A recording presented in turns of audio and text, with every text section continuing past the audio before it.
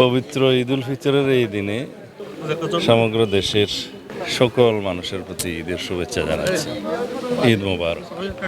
দেশের শান্তি, স্থিতিশীলতা, সমৃদ্ধি, উন্নয়ন, অগ্রগতির জন্য আমরা মহান আল্লাহ রাব্বুল আলামিনের দরবারে আজকের দিনে প্রার্থনা করি এবং আমরা সবাই ঐক্যবদ্ধভাবে এই জাতিকে এগিয়ে নিয়ে যাই।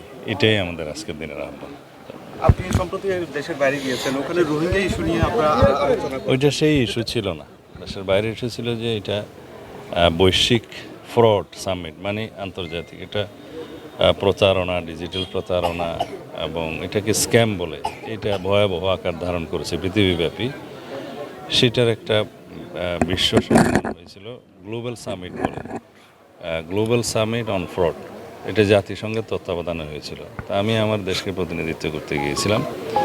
এখানে কিভাবে এই জাতীয় অপরাধ বৈশ্বিকভাবে সম্মিলিতভাবে এটা মোকাবিলা করা যায় সেটার কৌশল প্রণয়ন এবং বিভিন্ন রকমের এগ্রিমেন্ট, মেমো অফ আন্ডারস্ট্যান্ডিং ইত্যাদি করার বিষয়ে আলোচনা হয়েছে, যাতে এই অপরাধটা যেহেতু কোনো একটা নির্দিষ্ট দেশের গণ্ডির ভিতরে থাকে না এবং বিভিন্ন ইন্টারন্যাশনাল নেটওয়ার্কের মাধ্যমে এগুলো পরিচালিত হয়, সুতরাং এগুলো সম্মিলিতভাবে বৈশ্বিক পর্যায়ে মোকাবিলা করা ছাড়া অন্য কোনোভাবে মোকাবিলা করা যাবে না। তো সেই জন্য এটা জাতিসংঘের তত্ত্বাবধানে এই সম্মেলনটা হয়েছে। তো বৈশ্বিকভাবে সেটা ফ্রড, স্ক্যাম বা বিভিন্ন রকমের সেরকম অপরাধ যাতে মোকাবিলা করা যায় সেই জন্য কৌশল প্রণয়ন করা হয়েছে।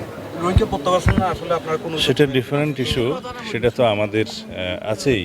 আমরা এটা আন্তর্জাতিক সম্প্রদায়ের সহযোগিতা কামনা করি সবসময়, যাতে বর্তমান সাহায্য সহযোগিতাও বহাল থাকে এবং ভবিষ্যতে তাদেরকে মর্যাদাপূর্ণভাবে তাদের নিজেদের দেশে প্রত্যাবাসন করা যায়। সেই জন্য আন্তর্জাতিক মহলের আমরা সহযোগিতা সবসময় কামনা করি এবং জাতিসংঘের যাতে এই বিষয়ে তৎপরতাটা আরও বৃদ্ধি পায় এবং শক্তিশালী হয় সেই জন্য আমরা আহ্বান জানাই এবং আমাদের প্রচেষ্টা এটা থাকবে, যেহেতু এটা আমাদের জন্য একটি বিশাল সমস্যা।